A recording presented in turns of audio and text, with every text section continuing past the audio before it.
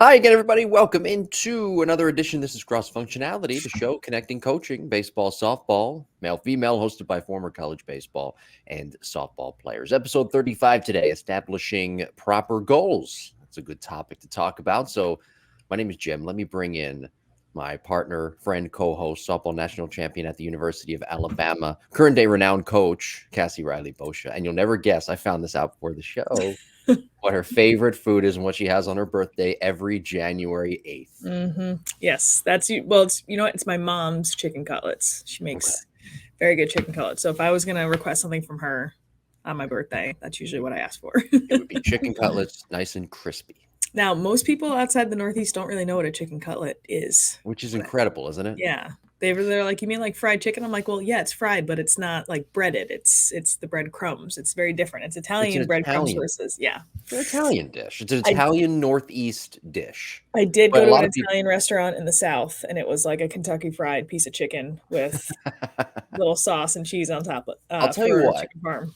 it's hard to argue that there are restaurants out there who make chicken cutlets that don't make them as good as our parents or make them Mm, as good as homemade chicken cutlets. A lot of yeah, times they're just too thick and they just taste like a regular piece of right. chicken. You You might can't get a deli. You might get a deli every now and then with a good piece of chicken cutlet, but that's Yeah. definitely not in a restaurant usually. You'd be surprised. You made a good point there. A lot of people would be surprised how many people in Florida don't even know what chicken cutlets are. My mom Mm, tells her yeah, friends from church who are from Florida, "Hey, we like to make chicken cutlets once in a while," and they have no idea what that is. Chicken cutlets, is that like a piece of chicken? Well, yeah, you're mm, halfway there. Don't yeah. get the breading. It is very hard to make though. I only made them once and I did a pitiful job. It makes a lot of mess. Terrible. You got to It like keep does. putting in the pan, the oil. Yeah, it's an art to it There for is. sure. And I just didn't establish the proper goals of what I want in my chicken. Lame segue.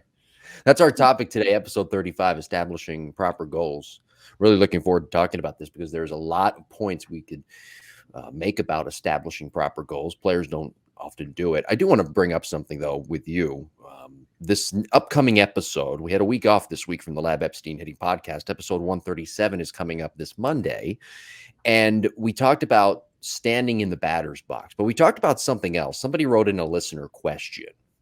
And I won't give the whole thing away and spoil the listener question, but I argue that it was one of the best listener questions, Jimbo Podcast 21 at gmail.com, that I ever got. Wow. And it was very simple. It talked about showcases. Mm, And this gentleman brought up that his kids are 14 and 12, and he wants to maybe bring his 14-year-old to a showcase. And I think this stretches across both baseball and softball. mhm. Softball moms, baseball dads, they don't know which showcase is relevant, which showcase could actually help your kid get recruited, or which showcase is trying to take your money, or all three, all of the above. So I'm going to Yeah. ask you, what kind of showcase, and we could probably talk about this for an hour.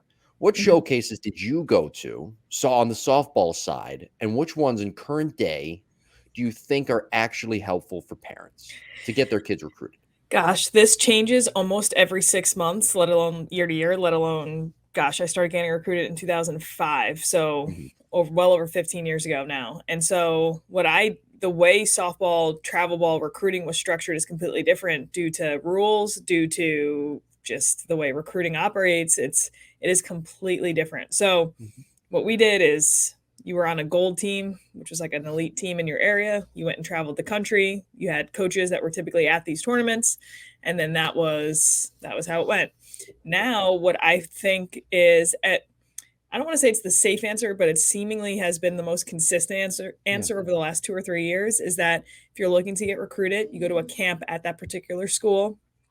And what happens is, one, you get a really good learning experience. Hopefully, you learn something, but you get to be coached by these coaches. You get to interact with them. You kind of get a college visit out of it because you get to see campus. Um, and that seems to be a very effective way because even, let's say you go to a Duke camp and they really like someone, but their recruiting class is full.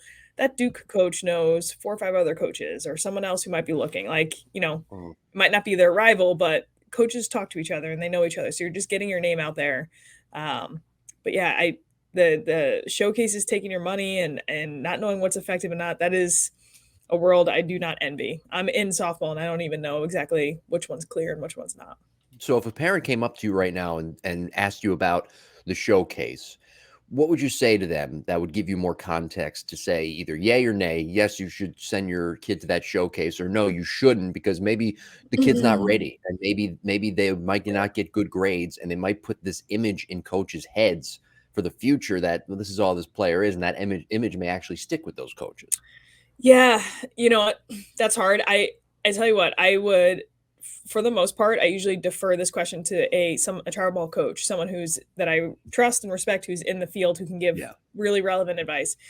As far as the athlete goes, I think you have to kind of again reestablish like why are you going there in the first place? Are you going there just to get looked at? Are you going there to actually get something out of it? Like, is there, maybe you want to get exposed to it the first time to get some jitters out so that when you are getting really recruited the following year, it's not as pressure packed. You've been there, done that type thing. Yeah. Um, I if typically it's like a risk reward. If I see a parent and they're flying across the country, they're spending all this money to try to go to a camp that has 400 kids at it and not that many coaches, that's usually a little bit of a red flag.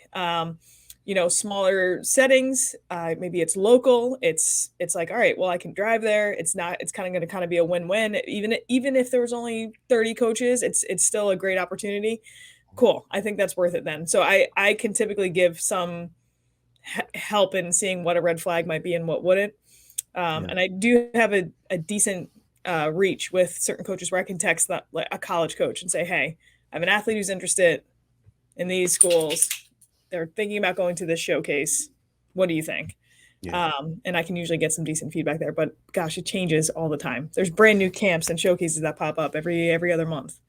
So, what was your? We talked about this in very early episodes about your recruiting process, and you mentioned you started being recruited in 2005. But what was your recruiting process like when it came to showcases? When it came to maybe going to some of these camps, which Mhm. showcases did you actually go to, if any? Yeah, it was more, it was the tournaments that you played on. So now showcases mean a couple different things. It could be the team you're playing the tournament you're playing on with your team, or you can go to like a showcase camp. I didn't have any showcase camps, but the team I was on, it was a fairly reputable program in the Northeast called the Jersey Inferno. Mhm. We play in Vegas, California, Oklahoma, Florida, Texas. We traveled all over the place playing, and you saw like the top 25 usually had a coach represented at one of those tournaments. Mhm. Colorado was always a big tournament, and I started to see happen after I graduated was that Colorado tournament that had 80 softball teams playing in it turned into 100, and then Wow. 150, and then Mhm. 300 at 4 or 5 different locations. So it turned into coaches not even liking going recruiting because everything got so spread thin and a little Yeah. watered down. So that was my experience. It was not a watered down process. It was very small tournaments where it wasn't, hundreds of teams at one tournament. Sure, it makes you think that maybe coaches, I guess talking specifically with softball here, college coaches want us to actually see you in game action, and it stretches to baseball too, like the area code games, for example. I'm sure that you've worked with players Yep. that have played in the area code games. That's probably the best on-field playing tournament that you could find when it comes to recruiting, when it comes to scouting, and I guess with college coaches, softball, they want to see you play. They don't really want to just see you kind of just showcase your skills. The showcase of your skills should be on display when you're actually out there playing on the field. Yeah, for sure. And there's so much more that goes into if you're going to be successful in college or not. I Yeah. remember a coach of mine was going out recruiting and he was like, I hope she doesn't do well. He's like, I've only seen her do well.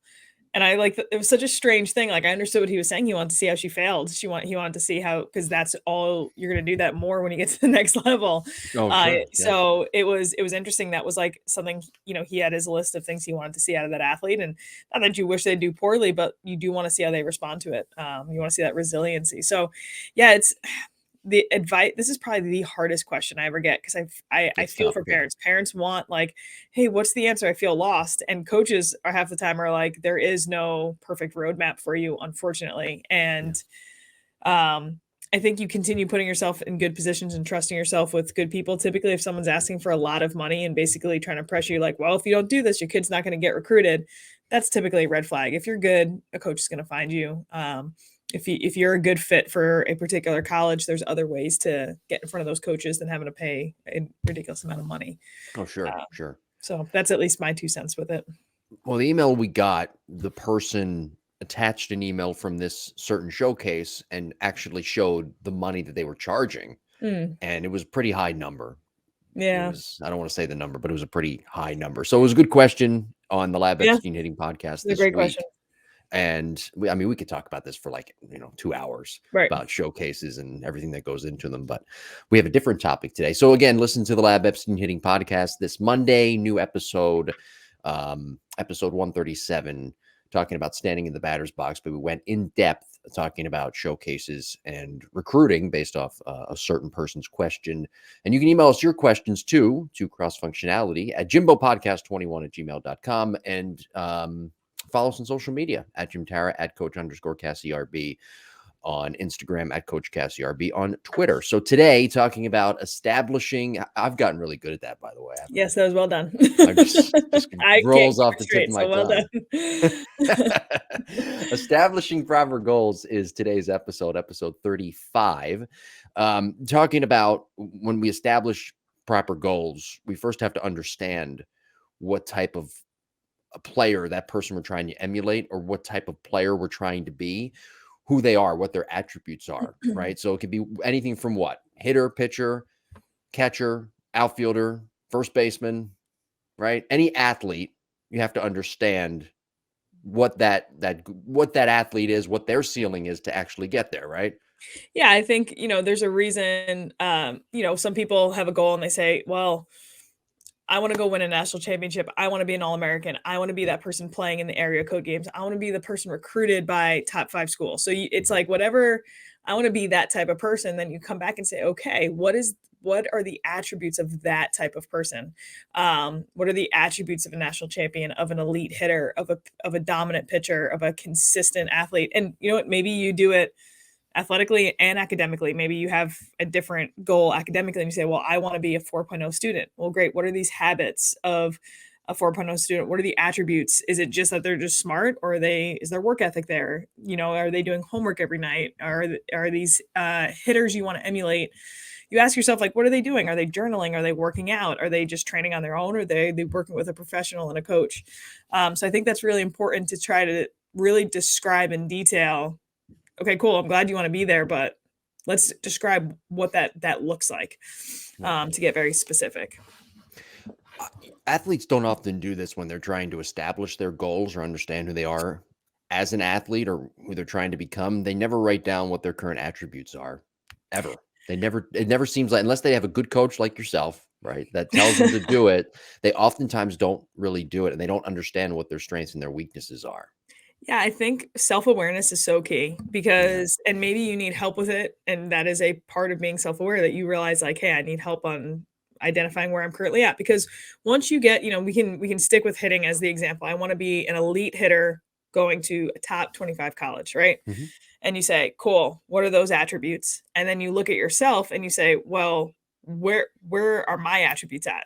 Yeah. If an elite hitter journals every day after they hit, where am I at? And it's like, I never journal. And it's like, well, an elite hitter trains in the weight room 6 days a week. Cool. I train in the weight room 4 days a week. You know what I mean? So you go back and forth and you try to see, where am I close? Because if anything, that should provide some confidence, where it's like, hey, I have some attributes that I feel I align on, and I have some that I feel like I'm very far away on. And I think the biggest thing for most humans is just consistency, right? They can do those things some of the time or part of the time, but not all of the time, right? They can go to the gym most of the time, but not all the time. They can journal some of the time, but not all the time. So you're essentially trying to look and see, where are you far off? And then once you do that, you can really identify, well, this must be the most important thing because I'm furthest off on this. And then I think that's when the true work starts to come in. We talked about goals kind of just hang around and float until you create an actual roadmap for yourself. And now once you can identify, okay, this is exactly how I'm going to get there, that should be exciting. You now have specific things you feel like you need to work on in order to become that elite version of yourself. Yeah, I once read a biography online of a former major league player. Do you remember Delman Young? I don't think so. Outfielder. Maybe, Delman actually. Young. Yeah, I okay. think he was let me look here. I think he was drafted number 1 overall. I'll look here. Hold on. I'm curious now. But anyway, I read a biography on him. Gentleman Young. Yeah, he was number 1 overall. What team did he play for? We came up with the Rays. First round or first overall in 2003 out of some high school in California. Played for the Twins, played for Detroit, Phillies, but really made his name with the Rays. Had a pretty good career with Tampa Bay. Anyway, I read a biography on him back when I was in high school because I wanted to be a good player like him, right? Even though I lacked a lot of athleticism that he had. One thing that stuck out, though, in his biography, he talked about how he always used to work on the things that he wasn't very good at, and he would work on them obsessively until he got good at those attributes, as good as, say, if he, I don't know, didn't have the foot speed, he'd work on that until it was as good as his bat to ball skills. A lot of time, and that's just part of the self-assessment you were talking about. Athletes don't often, they overlook that, and they don't do that self-assessment. Let's be honest, every baseball and softball player, all they want to do is hit. They don't want to work on those small little things. Well, shoot, they want to hit and they'll put the tee right down the middle. I call out every baseball player that walks. I'm like, yeah, when are you getting that pitch? Like, are you warming up or are you just floating your ego right now? Because people will look and be like, I work hard. I hit off the tee for an hour a day. And I look and I'm like, then all you've earned the right to do is say you've hit off a tee for an hour a day. I said, what are you actually trying to get better at? Like, let's put the ball 2 balls off. Like let's put it a ball off. Let's get really confident on that pitch so that when you get painted on the black, it's not such a big deal. So I think that's really difficult to do in life. Like, I think of myself, even now as a coach, I go to work out. I don't want to do the exercises I don't like doing. I want to do exercise, getting myself to work out sometimes is hard. And I don't want to deplete willpower even more doing stuff I don't like doing. But as an athlete, it's very different, right? This is your job, to be ready to be able to not let your team down when it comes time to perform, So yeah, I think I really do think trying the next step is like, let's say you think an elite hitter is someone who works on their weaknesses, and you look and you're like, that's definitely not something I'm doing. And then you can honestly then say, I might need help on this one. I might need to go seek out help from my parents, my coaches, whatever, whoever, a mentor. And you just ask and you're like, hey, I need to work on my weaknesses. I know I really struggle on off speed, whatever it may be. What are some things I can implement into my plan in order to get better at working on those off-speed pitches? Now, what's neat is like, you're going to get feedback and you're going to have all these things that you can do and work on, or, maybe you look and you're like, man, I want to get better at journaling. I'm going to try to journal 4 or 5 times a week, but we can just say it and it's probably not going to happen. And it might happen for the first 2 weeks when motivation is high and you're like, yeah, I'm feeling it. I'm excited. But then motivation is going to fade and we're going to be like, well, where's my motivation? I've lost the thing I was relying on to actually get me to do this. And we've talked a little bit about anchors throughout your day, things that you typically do. When we incorporate new things into our day, we don't want to make them really difficult for us to do. We don't want to fight upstream to try to implement a new habit, or else it's going to make it that much harder. So if you have an anchor, something as simple as brushing your teeth, something as simple as like, let's say you make your bed in the morning and you throw your journal on your pillow. Making your bed something you already do, putting the journal on your pillow is the action. And it's going to remind you right before you go to bed at night to journal. If when you brush your teeth, you say, you know what, 5 minutes after I brush my teeth, I'm going to journal today. All of a sudden, you've just started to create that habit and you've just attached it to an anchor that you already do, to make your life a little easier. Bigger chunks throughout your day obviously need to have a little more effort carved into it to figure out, hey, this is when I need to do it. This is how I need to do it. But that's what you're trying to do. You're not trying to overload yourself with 15 different things to do all at once when you're probably already pretty busy. That's why journaling, I would think, is important, right? Because it prevents you from overloading yourself. I think so. Yeah, sure. It certainly would help with that. And that's what good coaches do, by the way. They don't allow you to overload yourself, right? They kind of help you identify that roadmap to get to where you need to get to as an athlete. For sure. And I think what people think of sometimes is like, oh my gosh, this is a lot of stuff. And they'll do one of two things. Well, they'll think this is going to take entirely too long for me to get there. I need to be better at this now. Or they'll work at it for like 3 weeks and look back, and it's almost like, when you first start working out, it's like, where's my 6-pack? I've been doing this for 10 days. So it's like you're expecting the results way sooner. They take supplements and they say, where's my why am I not, this body fat? Well, a lot more that Exactly. goes into it. It's not the It magic pill. That consistency is huge. You're essentially what we wanna try to talk to athletes about is when we create this goal and you have this dream that you wanna have happen, we are committing ourselves to putting work in day in and day out. It's like it's that marshmallow effect. It's the marshmallow experiment where I have delayed gratification. You're gonna put a marshmallow down in front of me, and it's like, all right, if you have the discipline and the patience to not touch this, by the time I come back, you get two. I don't know if you're. I think we talked about that. Are you familiar I'm with that? familiar. Yeah. I've seen mothers mothers of young children do this and put Mm. videos online about this. Yeah, about the marshmallow effect. The biggest thing with that experiment was that if kids at a young age understood delayed gratification, all of a sudden they followed these kids later on in life and they had better grades, better jobs, better home life, better mental health, everything, the Right. idea of delayed gratification, like, okay, I'm going to work in the weight room for an hour. I'm not going to feel very good tomorrow or the next day, but I'm putting this payment in for a future version of myself I want to be. I'm Right. putting that payment in for that goal. And so when you work backwards from the top, when you say, okay, this is my mountaintop, and I know I might be starting at the bottom with some of this, but every day you're just chipping away little by little. We can't climb it all in one day. I Yeah. think it is helpful to grit through some of the tougher days or the times when you might not think you're seeing results.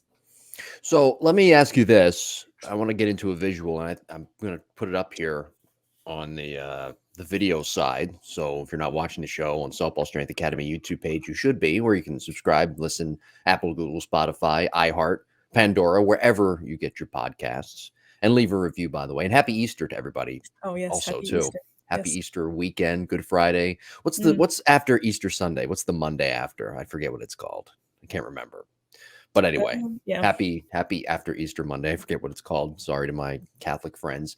I want to talk about this visual though, and how this actual visual can help athletes. Let's describe it a little bit. How that could help athletes establish and reach their proper goals and keep everything condensed and in order. Sure. So this visual it almost looks like there's 3 sections to it. And we're Mhm. actually going to start all the way to the right. And it on the right side is like, hey, what are these attributes of the elite hitter, of the Mhm. elite student, of the elite student athlete? Let's just, what are attributes of a really successful student athlete? And you try to be as specific as you possibly can. And on the right side, you're writing down these attributes. And then you take a second and you reflect, and all the way to the left side is what are your current attributes? What are your current habits and where do they align? And so you're basically working backwards, just like what we talked about, and you're writing down where you feel like you land. Let's say, the elite hitter, like we said, does practices does mental performance studying 2 times a week. That could be like reading a book about Kobe Bryant, reading a biography about someone, Young, whatever it may be. Mhm. Okay, so and then you say, well, I really don't do much of any of that. And you work your way down, boom, boom, boom, boom. And then there's this middle section. There's an arrow that's connecting where you currently are to where you want to be. And that's really where you can take notes on anything that comes to mind of what's going to help me get there. Is it studying on my own? Is it finding a teammate to do it with? Is it asking for help from a mentor?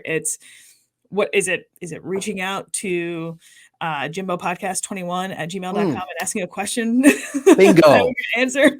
At a girl. We want to know, That's my partner. there you go. You start writing down all these things in the middle to try to see where we can connect the dots. And this might be a practice that feels like gritty at first and is like, I don't know if I'm doing this right. I don't know if this feels right. The purpose is just self-reflection. The purpose is to also then realize how many people you have in your corner, how many resources you do have that can help you get to where you want to be. And then, you know what? After 3 weeks, you reevaluate, not to see like, hey, did you complete it all in 3 weeks? It's to say, well, you know what? As I've gone through this process, I've realized I'm actually a little bit better than this than I thought. What I really need to focus on is this, and this. And this is how I'm going to get there. So this list can kind of be a living, breathing item that sits with you, that constantly gets updated, that you're constantly referencing. That's something that you can just keep in your back pocket or keep with you in your locker or whatever it may be. And, visually, I work really well with words, but you might be drawing, like you might draw a stick figure or if you're into drawing, you probably draw something better than a stick figure, but you might draw what the elite athlete is with like attributes. You know what I mean? You figure out what works best for you, but that's the idea. Yeah. Where's the elite? Where do you align currently? And how do you fill the gap in between? And I mean, people don't even really draw anymore. They kind of go on, some of the AI tools and, all these websites, and they do it that way. I think that's the next step of visual learning, if you ask me. Fair enough. Yeah. I thought about you yesterday when I pulled up Twitter, first thing that came up, I thought about you and what we talked about last week. First thing that came up was 13 new things you can do with AI and Artificial intelligence. Yep. how it's changing every industry. And I'm like, oh God, we just talked about this last week on cross I functionality saw about one how that said how many jobs are going to be lost to AI over the I next saw 10 years. 300. I saw 300 million. Something crazy. I Yeah. didn't know there were that many jobs in the world, quite frankly. But maybe I'm shortchanging. It's crazy. Yeah. So this visual that we're talking about here, it's not really kind of a Venn diagram, but not really, right? It's two boxes on either side, and then you've got the middle point. Yep. Right. And those two boxes are supposed to help everything kind of condense into the middle of what you're trying to establish with your goals. Right. Ideally, the middle is your game plan, right? The middle is how do I get from point A to point B? Here's where I am. Yeah. Here's where I want to be. How do I get there? But what's cool is, if you did this from like a truly, truly visual piece, like let's say you said, well, gosh, I'm really far off on this attribute. The arrow would be really far away. And then I'm really close on this attribute. I align really well here. What you would want to start to see is as you work, all of a sudden these boxes get closer and closer together until who you are and where you align is in sync. And hopefully then, your idea of where you want to get to, we never graduate goal setting. We never graduate progress or growth. Like we're constantly trying to find this better version of ourselves. So we are doing this knowing we're going into a process of, well, I'm never going to reach the top, and that's okay. Like you're going to have wins along the way, but you're never going to get to a point where you just say, oh, I made it. Now I don't have to keep working anymore. That's the whole point of life. The whole point of working as an athlete, right? Yeah. Just how can I get a little bit better each day? I was going to say the day that you reach that point as an athlete is the day you stop, right? Self-assess, reassess what your new elite look like, and then you go from there. How did your team's in particular, your national championship team in 2012, how did you guys continually establish the proper goals and reassess where you were in your season to eventually win the national championship? Sure. So I remember my freshman year, we wanted to win a national championship, but it was like Voldemort's name. It was like, oh, we're not allowed to talk about it. If anyone's familiar with Harry Potter, like no one used to say the name. It was like, everyone knows we want to do this, but like, shh, don't jinx it. And I remember after that, I was like, that's like, I get it, but that's garbage. Like you want to win something, talk about it. You have a goal, talk about it. And so my senior year, we had 4 weeks of practice in the fall, and the seniors got together and said, okay, how do we really make each week meaningful instead of just going through week by week by week? And so we had I think it was made on like a Word doc. So it was like clip art image of where do we want to be? We wanted to win a national championship. We wanted to win the SEC regular season. We wanted to win the SEC tournament. That was basically sweeping anything we could win. Yeah. And then we said, okay, great. Now, how do we get there? And we wanted to pick 4 intangibles to work on each week. So it wasn't hitting power. It wasn't sprint speed. It was something that you couldn't technically measure, but that was obviously very important. And we had all these different ideas: communication, paying attention to details, all out effort. I think we did, I don't know. I don't remember exactly, but we had all these different ideas. We broke it down though. You're right. We decided for week 1, you know what, communication is going to be key. We looked around the room and said, okay, cool. Who's really good at communicating? And a senior center fielder, senior catcher, everyone both agreed, like, they communicate really well. And I think most of our team kind of thought, okay, that's it. Those two are going to kind of lead us into being better at communicating this week. We then asked the question and said, okay, guys, we have these 3 goals up here. Who here needs to get better at communicating in order for us to accomplish that? And that's a very tough question to all of a sudden be like, dang. And but I'll tell you what, that allowed so much better, open, honest conversations to happen. 2 freshmen and a sophomore both spoke up and said, me, and I really want to too. I want to get better at communicating. I think this will really help our team. And shoot, it was the 4 of them's goal to like get us as a team better at communicating. And it was neat, just like it almost gave them permission to speak up. It gave them permission to do things throughout the week. It was like, hey, we're entrusting you to get us better at this. And I just, that was so effective to do. And again, where do we want to be? Where are we currently at? How do we fill the gaps? And on a team, that was just a very, if you have a team and if you have a rain day, that might be a good thing to do with your team to, get an idea from them, what they feel like they need to get better at. So it seems like to me, through all of this, when it comes to establishing proper goals, you first need to establish the smaller goals if you ever want to reach the biggest goals and conquer those smaller goals and almost take it one step at a time. And it draws back to what you said about the 4 things you want to get better at as a team each week. Those are those smaller goals that you're establishing to reach the bigger goals that you've already established.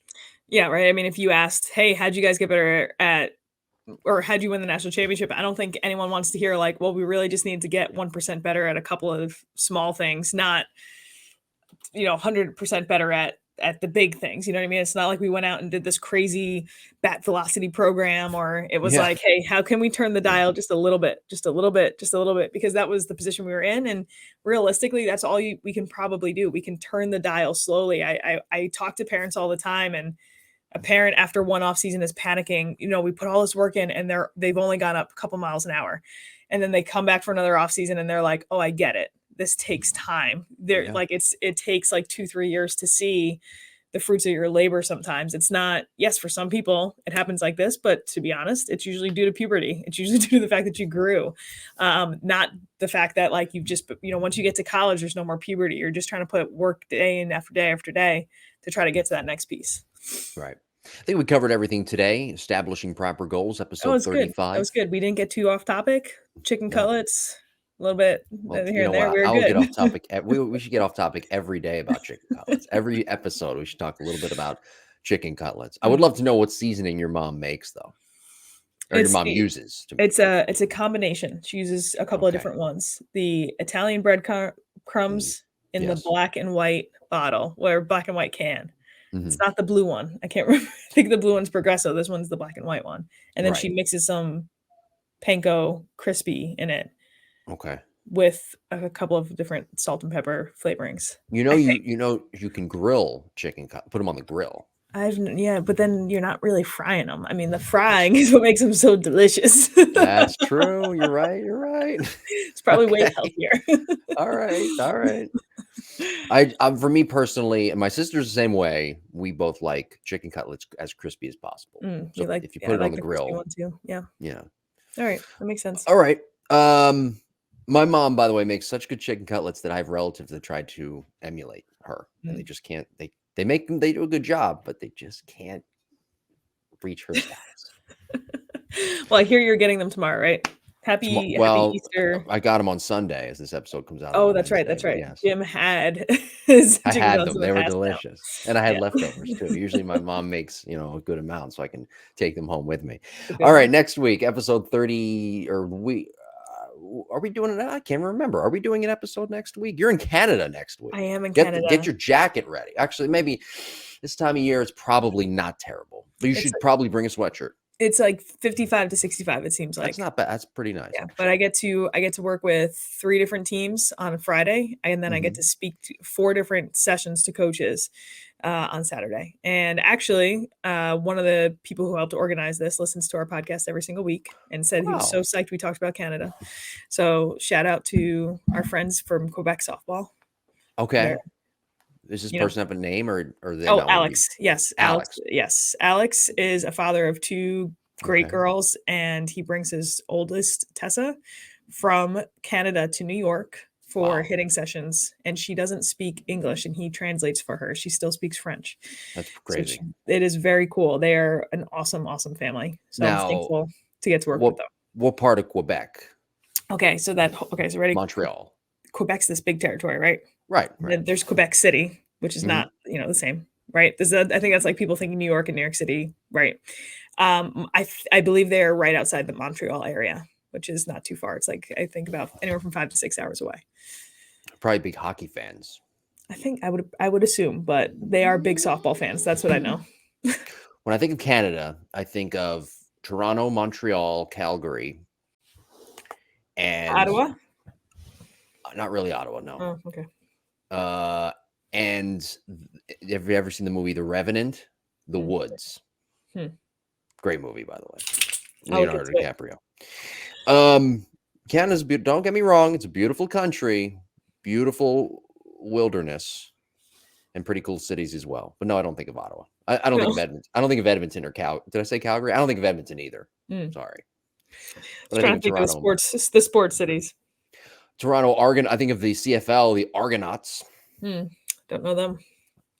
Well, I will keep you posted on how softball is in Canada, but Please I'm do. excited. I Yes. would love to hear your experience in Canada, and what it's like up there currently in the For sure. beautiful country of Canada and what's going on with softball. I'm sure there's a good talent pool up there. There's a pretty good talent So they pool don't have it in a lot of high baseball-wise. schools. I think that's the big thing. It's Okay. not as it's an up and coming sport, I think, in Canada. It sounds like. Okay.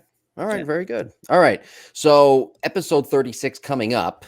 And when we do get to episode 36, we will be discussing dedication. We talked about it this a few weeks ago about how it's not easy playing baseball and softball. There's certain dedication that goes along with this. Probably, I hate to say this, but maybe more than any other sport out there. Maybe I outside of I would hockey. agree. There is something to it. We can But get a little bit more in depth, but there is something yeah. to the time and effort people put into these sports that seems a And, little different than others. and how it turns a regular, normal parent into, at times, a monster. Baseball and softball. Gosh. It Fair does, enough. right? I Yeah. mean, these sports play on your psyche when they're watching their kids. Well, we can get into that, episode 36. There you go. We've all experienced it, right?